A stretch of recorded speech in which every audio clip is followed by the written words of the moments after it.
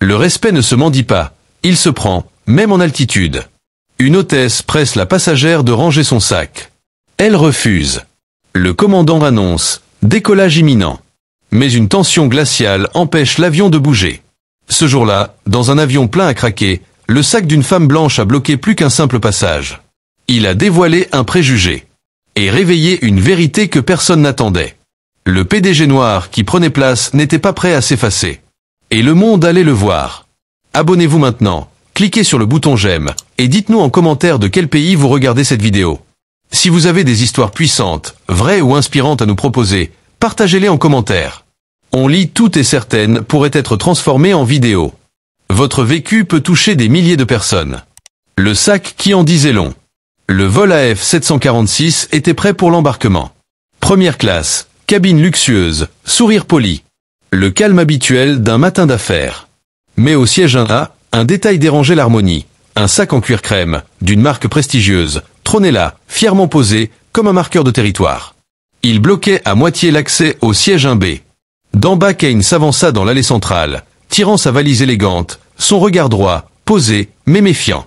Ce genre de regard qu'un homme-point noir apprend à porter dans les sphères, où on le dévisage avant de lui sourire. Il jeta un œil à son billet. 1B, première classe. Rien de nouveau pour lui.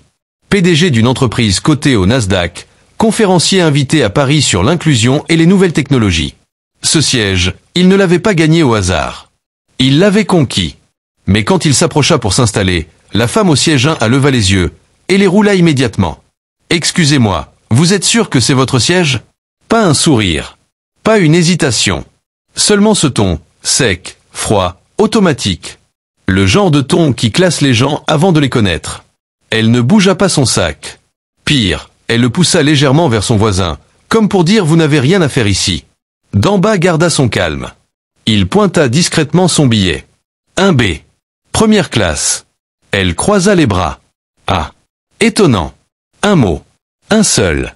Suffisant pour résumer l'instant. Étonnant. Pas pour la place. Pas pour le billet. Pas pour le statut. Mais pour lui. Pour sa présence. Sa couleur. Son assurance. D'en bas ne répondit pas. Il se contenta de respirer profondément. Il avait connu ce moment 1000 fois. Parfois au guichet.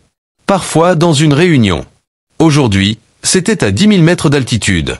Mais quelque chose était différent cette fois. Quelque chose dans l'air, dans les regards autour. Cette scène, si ordinaire dans sa violence feutrée, n'allait pas rester invisible. Et d'en bas, lui, n'avait plus envie de détourner les yeux. Une hôtesse, un silence complice. Quelques secondes de flottement. Puis le cliquetis sec des talons sur le plancher feutré de la cabine. Une hôtesse s'approche, tirée à 4 épingles. Sourire automatique, voix douce, entraînée à désamorcer les tensions sans jamais les confronter. Elle jette un regard rapide à la scène. Une femme blanche, manifestement habituée à ce confort. Un homme noir, droit, patient, mais immobile. Un sac, posé comme une barrière silencieuse. Elle comprend. Elle voit. Mais elle hésite. « Bonjour madame, pourriez-vous s'il vous plaît replacer votre sac ?» Il gêne un peu l'accès au siège. La femme pivote lentement, le visage plein d'une suffisance presque étudiée. « Ce monsieur peut sûrement s'installer ailleurs, non ? Je préfère avoir de l'espace. » Le mot monsieur sonne faux, raide, glacial. Une tentative maladroite d'habiller le mépris. L'hôtesse esquisse un rire nerveux. « Je comprends, mais l'avion est plein, et ce siège lui est attribué. » Mais son ton manque de fermeté. Elle sait qu'elle devrait insister. Mais elle ne le fait pas. Elle regarde d'en bas. Il reste silencieux. Pas parce qu'il accepte, mais parce qu'il observe. Il mesure. Ce silence, il l'a entendu 1000 fois. Il a vu ces hôtesses qui sourient aux femmes blanches, évitent le regard des hommes comme lui. Il a vu cette complaisance feutrée qui ne dit pas les mots, mais les pense très fort. Il lève calmement les yeux vers elle. Je peux m'asseoir, ou je dois faire une réclamation formelle. Pas un mot de trop. Juste assez pour faire trembler la façade. La hôtesse se redresse. Son sourire vacille. Non, non, bien sûr.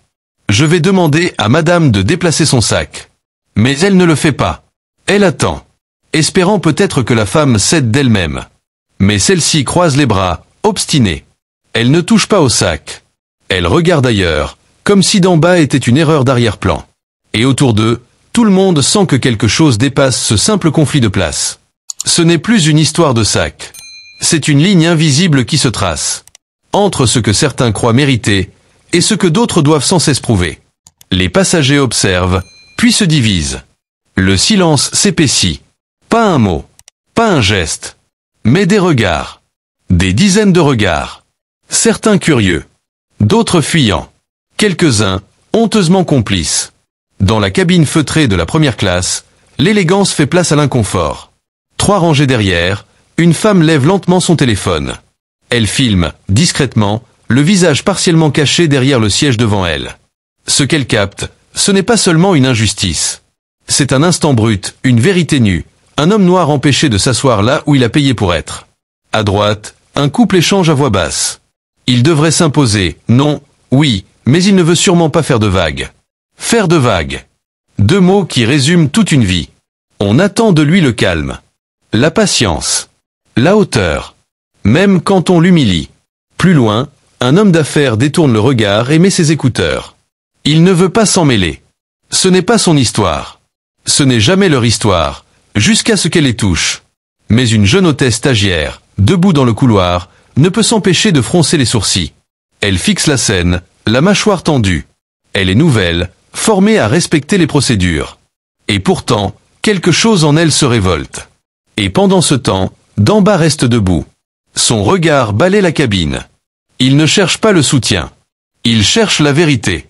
Celle qu'aucun billet, qu'aucun costume, qu'aucune réussite ne peut acheter, le respect. Il sent, au fond de lui, que cette scène est en train de dépasser le simple instant. Ce n'est plus une dispute de place. C'est un miroir. Un miroir tendu à toute une société. Et chacun, passager après passager, y voit ce qu'il est, ou ce qu'il préfère ignorer. Et dans ce vacarme silencieux, une chose devient évidente. La vraie turbulence ne vient pas du ciel. Le PDG prend la parole. Le calme de d'en bas n'était pas du silence. C'était une stratégie. Une respiration avant l'impact. Il savait que dans ce genre de moment, ce n'est pas le volume qui parle. C'est le poids des mots. Et chaque mot devait tomber comme une vérité qu'on ne peut plus ignorer. Il recula d'un pas, sortit lentement son portefeuille en cuir sombre. Il en tira son billet. Le plia, le montra à l'hôtesse. Monsieur Kane. 1B confirmé. Puis, dans le même geste, il sortit une carte d'accès professionnel. Sobre. Noire. Dorée sur les bords. Le logo d'un groupe international, et dessous. D'en bas Kane, CEO Kane Cybersec Global. Un murmure discret glissa dans la cabine. La même femme qui avait filmé fronça les sourcils, puis appuya de nouveau sur record. D'en bas tourna lentement la tête vers la passagère en un tas. Ses mots furent calmes, clairs, sans la moindre agressivité, mais chargés d'une énergie implacable. Je suis ici pour représenter un continent, des équipes, une idée. J'ai été invité à Paris pour parler de respect, d'inclusion, de vision. Et pourtant, ici, avant même que je ne parle, avant même que je ne m'assoie, j'ai déjà été jugé. Il la fixa. Elle se figea. Ce siège, je ne l'ai pas gagné par chance. Je l'ai gagné par choix, par travail, par mérite. Comme vous. Sauf que vous, on ne vous l'a jamais demandé. Son regard se posa ensuite sur l'hôtesse. Et vous, madame? Je ne vous en veux pas. Mais sachez ceci, le silence face à l'injustice n'est jamais neutre. Il est complice. L'hôtesse baissa les yeux. Personne ne bougeait. Plus un seul geste. L'instant était suspendu. Et puis, une voix brisa ce moment. Monsieur Kane, je suis désolé pour ce que vous vivez. Vous avez toute ma solidarité. C'était le jeune homme assis au siège 2A. Il se leva. Une voix calme, sincère. Et soudain, d'autres passagers hochèrent la tête. Certains murmurèrent des excuses. D'autres regardaient la passagère du siège 1 avec dégoût. Elle restait figée. Son masque d'indifférence s'effritait peu à peu. Comme si, pour la première fois, elle réalisait qu'elle n'était pas au-dessus du reste du monde. Et pendant que la tension descendait lentement, que le sac était déplacé sans un mot, que d'en bas s'asseyait enfin, il savait une chose. Il venait de dire tout haut ce que des milliers d'autres gardent en eux chaque jour. Ce jour-là, il n'avait pas élevé la voix. Mais il avait élevé la dignité. Le retournement. Le reste du vol s'est déroulé dans un calme glacial.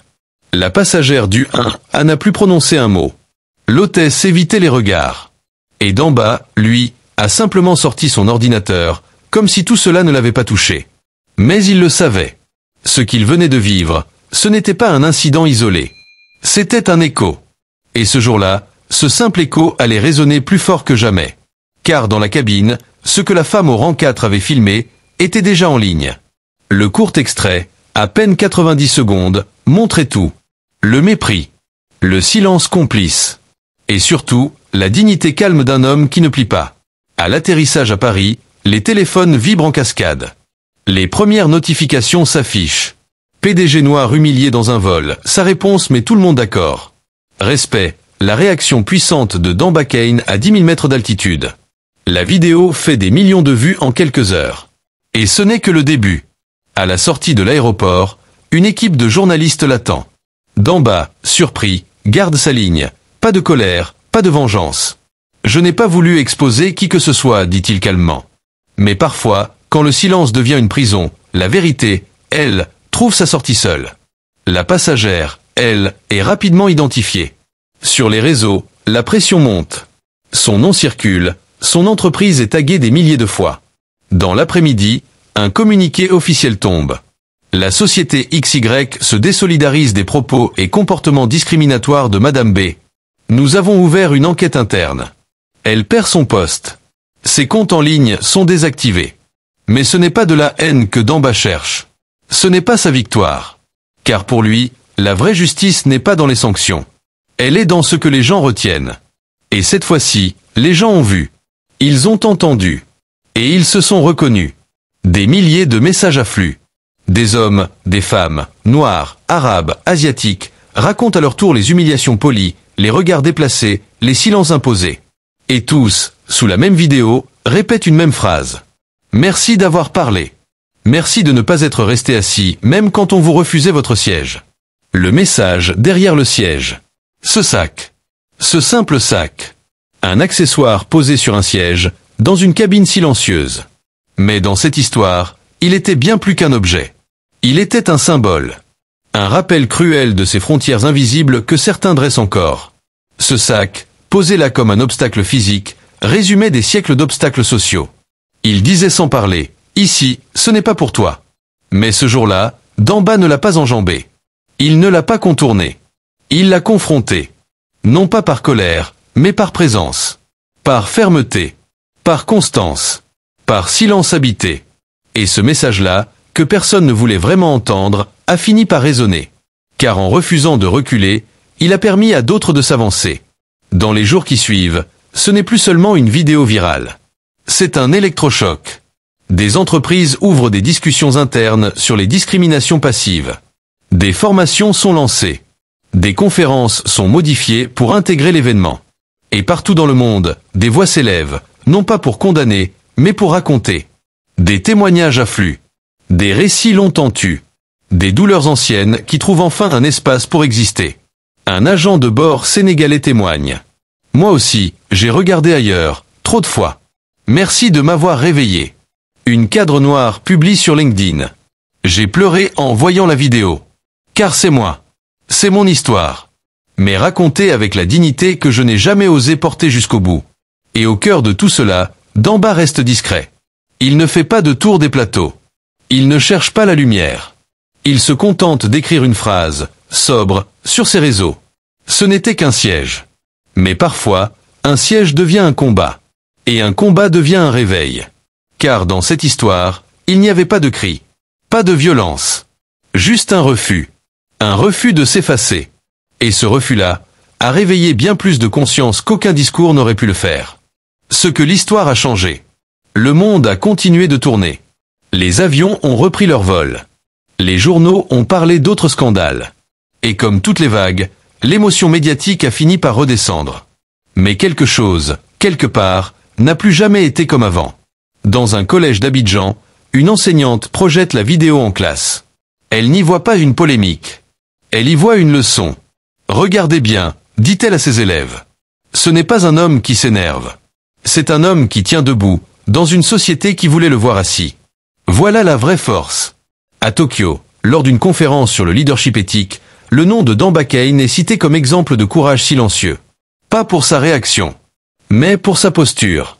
Et à Dakar, Un jeune entrepreneur noir imprime la phrase en grand sur le mur de son coworking.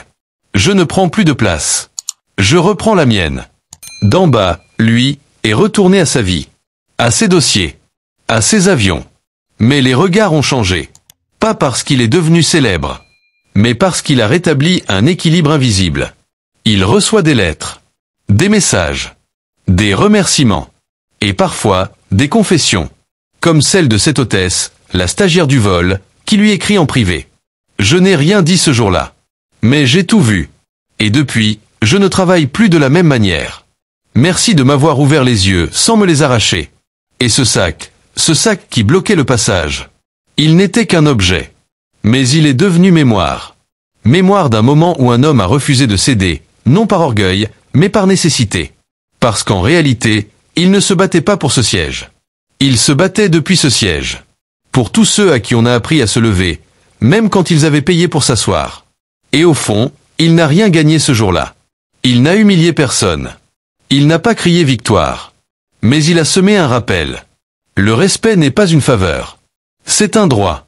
Et parfois, pour l'obtenir, il faut simplement refuser de bouger. Ce n'était pas qu'une histoire d'avion. Ce récit, on pourrait croire qu'il commence dans un avion. Mais en vérité, il commence bien avant. Et il ne s'arrête pas à l'atterrissage. Parce que ce n'était pas une simple querelle de passagers. Ce n'était pas un malentendu, ni un excès d'ego. C'était un choc de monde, celui de ceux qui pensent avoir droit à tout, et celui de ceux à qui l'on demande toujours de prouver qu'ils ont le droit d'exister là où ils sont. Ce jour-là, ce n'est pas d'Amba Kane qu'on a humilié. C'est un système invisible qu'on a révélé. Un système qui, trop souvent, tolère l'arrogance et sanctionne la dignité. Mais l'histoire de Damba n'est pas une vengeance. C'est une réparation. Il n'a pas levé la voix pour se venger. Il a tenu debout pour que d'autres n'aient plus à s'excuser de s'asseoir. Et c'est cela, la vraie puissance. Pas le bruit, mais la présence. Dans un monde où les injustices se cachent souvent derrière des gestes polis et des sourires feutrés, cette histoire nous rappelle une chose essentielle. Le racisme n'a pas toujours le visage de la haine. Parfois, il prend le masque de l'habitude, de la bienséance, du confort. Mais la réponse ne doit pas être le cri. Elle doit être la constance, la clarté, la résistance tranquille de ceux qui n'ont plus peur d'être vus et qui n'ont plus besoin de s'excuser. Aujourd'hui, l'histoire de Damba vit dans bien plus qu'une vidéo. Elle vit dans les regards qui changent, dans les silences qu'on ne tolère plus, dans les enfants à qui l'on dira « Tu as le droit d'être là ». Et si cette histoire vous a touché, ce n'est pas parce qu'elle est exceptionnelle. C'est justement parce qu'elle est universelle.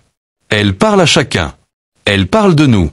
Elle parle de ce que nous tolérons et de ce que nous choisissons de transformer. Le vrai changement ne commence pas quand le monde crie. Il commence quand quelqu'un, enfin, décide de ne plus baisser les yeux. Alors la prochaine fois que vous verrez un sac poser une limite, souvenez-vous, parfois, il suffit d'un pas, d'un mot, d'un regard, pour que le respect reprenne toute sa place. Abonnez-vous maintenant, cliquez sur le bouton j'aime, et dites-nous en commentaire de quelle ville vous regardez cette vidéo. Ça nous aide énormément à faire connaître ces récits puissants, et peut-être à en changer d'autres. Merci d'être là.